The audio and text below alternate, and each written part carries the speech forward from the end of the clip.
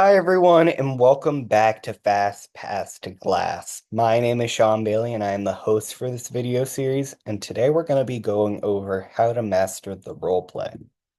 So, as I said, welcome back. This is the second episode of a seven-episode series. But if you guys want more videos on different topics, feel free to let me know in the comments. So to start off, we want to know what a role play is. So this is the DECA definition of a role play, but it's put it in simpler terms. It's when you're given a business problem and you have to come up with a solution in a limited amount of time. So it's sort of on the spot, spontaneous thinking, and then you go and present it to the judge. So there's four different role play types. So the first one is Principles of Business Administration. So these are for first year DECA members, and it covers several core business concepts.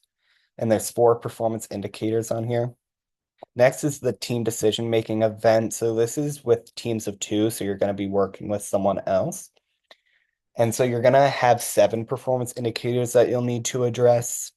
Next is the individual series events, which is it's a very broad and specialized career cluster. So that's why there's a lot of them. And you'll have to cover seven performance indicators. And then finally, the personal financial literacy event. This one is just on a case study on financial decision making, and you'll have three performance indicators. And so for preparation time specifics, so team decision making events, you have 30 minutes to prepare with your partner and 15 minutes to present. And for the rest of them, you'll have 10 minutes to prepare with 10 minutes to present. So when you're picking your role play, you want to also make sure that you're combining what you're good at and what you're interested in. Because when you want to be passionate about what you're competing in, so I would definitely suggest researching into all of these different topics to make sure you're finding the right event for you. So we're going to go over some vocabulary that you'll see throughout this presentation. So first off is a performance indicator, which many people just call a PI. So a performance indicator is basically like a checklist of skills or tasks that you need to show that you demonstrate well throughout competition. Next is an instructional area. So the performance indicators are grouped by different areas of knowledge. So that's what an instructional area is. An example is like customer relations or promotion. For business administration core, these are like the foundational skills provided by the national curriculum standard. So it's basically just baseline business knowledge. And then the career cluster. So there's 16 career clusters that categorize different business categories, but DECA recognizes four. The four are marketing, business management and administration, finance, and hospitality and tourism. So we're going to go over how the role play is structured. So when you get the role play, it's probably going to be on like this placemat that's flipped over. So the first page is going to show this, and I just chose a random one from hotel and lodging management because that's my category. So you'll see the career cluster up here, the career pathway, and then the instructional area. This is very specific to your role play, so it could change. It changes for each one of your role plays. And these rules and guidelines are all the same on all the role plays or in your category. So you want to make sure that you know it before going into competition. And then the two important parts are the 21st century skills and the performance indicators. These are the two things that you're going to be graded on when you're giving your presentation. So you want to be mindful of being a critical thinker, problem solver, communicating well, and being creative. And then the performance indicators, which is the most important, you really want to address all of these performance indicators because it's what is graded like the highest. So next is how it is structured on the second page. So this is the event situation. So there's common elements to each role play. So you're going to want to know where each of these are so you can just find them immediately. So the student role, company, judge role, and deliverable are all in the first paragraph. You are to assume the role of the general manager, so that's you, of long stay, which is the company, and then it explains the property. Then it says the judge's role, which is the owner, and then it says the deliverable right here. And then it goes into a little bit more depth about the situation that you're in, and then it details the actual deliverable, what exactly the judge wants. And then this is always the same. It's changed a few words, but this is mainly the same. And this is the meeting location. So how is a role play graded? So a role play is combined with your cluster score. So you want to make sure you're also studying for your cluster exam because those two will be combined and they have equal weight. So for performance indicators, the highest you can get is 14 points for each performance indicator. So that means that you want to focus on these because they're very highly weighted and you want to make sure that you're addressing each one of them in depth.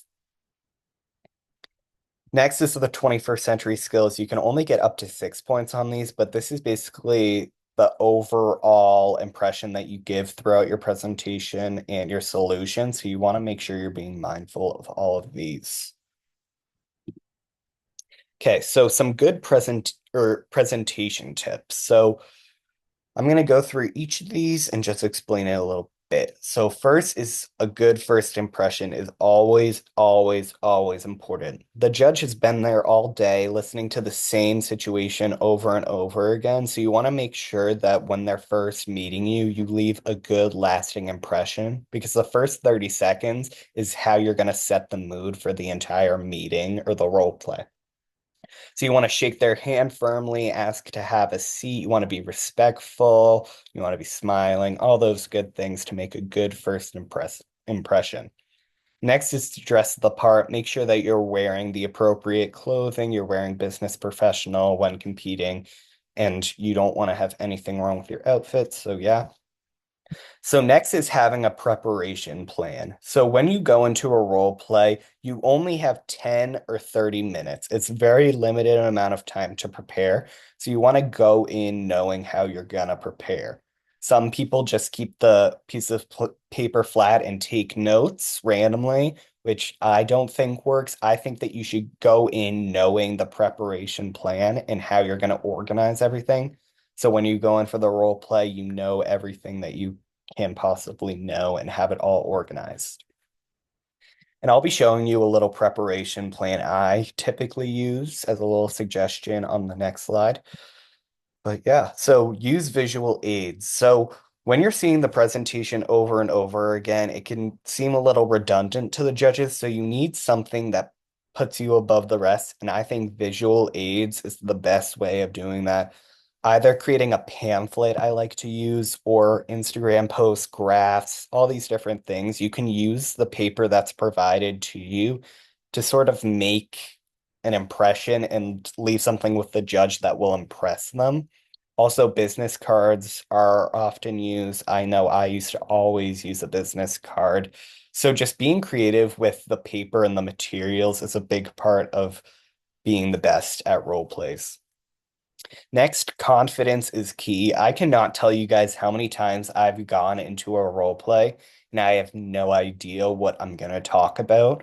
But it's all about the confidence that you convey through how you're saying it. You want to show conviction in what you're saying, and you want to make sure that the judge feels as confident in you as you are in yourself. So you want to demonstrate that you know what you're talking about, you know the business world, and you're ready for the role play.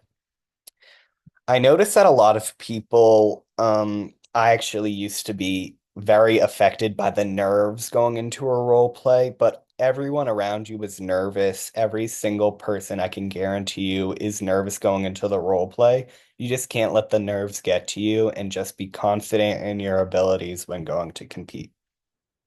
So practice makes perfect. So it can seem oftentimes that people are just naturally good at role plays, but I can promise you the best of the best put in the work to get there. So I would suggest practicing role plays as much as you can, either just practice taking notes, but also the natural aspect of presenting and talking and coming up with things on the spot. I feel like that's the best practice that you can do to prepare you for competition. So I just make sure that you're always putting in your best effort. You're using Deca Plus. I'll definitely recommend Deca Plus. That's the best for role plays. Yeah. And then finally, relating to the real world. So while you're in the role play, you want to put yourself above everyone else and sort of put yourself in the situation as well. And so imagine that this is a real situation, like the judge is completely real. You want to try and relate it to industry trends or something else that's currently going on because that can show how knowledgeable you are about the area that you're presenting in. So this is the presentation plan I use. So I basically fold the piece of paper in half, and on the front side, I write my name and role. So it gives like a little name tag for the judge to look at. And then on this side, it says the role, the judge's role, the company, and then I write down in depth the problem and solution. And then I go through a quick SWOT analysis and additional information. And then a lot of the notes that I take are performance indicators because that's the most important part. But when you're presenting, you want to make sure that when you're going in, you know exactly how you're going to start off because the start is always the most important. So I always walk in and I say, "Hi, my name's Sean. I'm blah, blah, blah. Thank you so much for meeting with me." And I establish the judge's role. And then I talk about you want to make sure that you establish all of the knowledge that you have reading through the role play. So that's why it's important to have all this information right here because it shows that you really read in depth, you took good notes, and it just demonstrates some good character. Okay.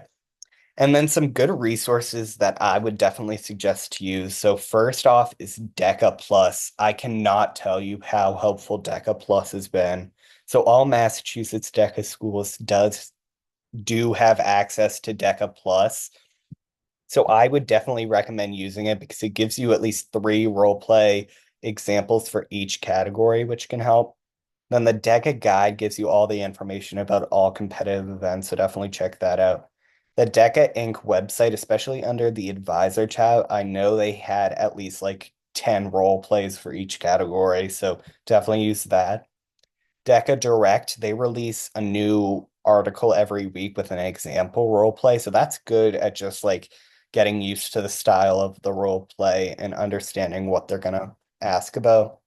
Then the Mass Deca resource library, we're working on that right now, but as soon as that's out, it's gonna be super helpful for competition.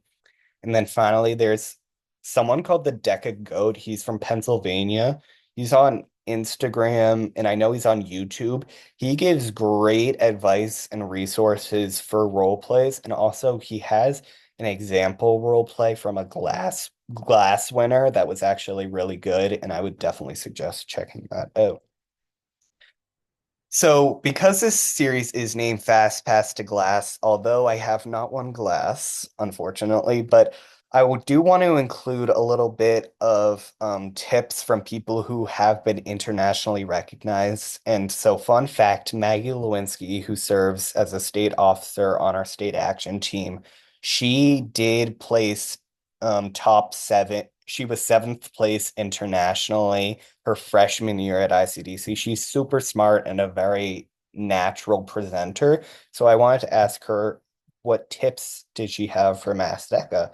And she said her biggest role play tip is utilizing comprehensive practice. Practicing with your families, peers, and teachers is important because it builds the confidence needed to succeed at high levels of competition. So I totally agree. I think that practicing as much as you can with teachers, parents, anyone can just help you get the flow of it because practicing gets you way more comfortable speaking and talking. So yeah. So thank you all for watching my video about how to get better with role plays. And if you have any questions, you can feel free to comment or DM me or whatever. And thank you guys so much for watching and come back next Monday to go over projects and how to best address those. So yeah, thank you guys so much and I'll see you next time.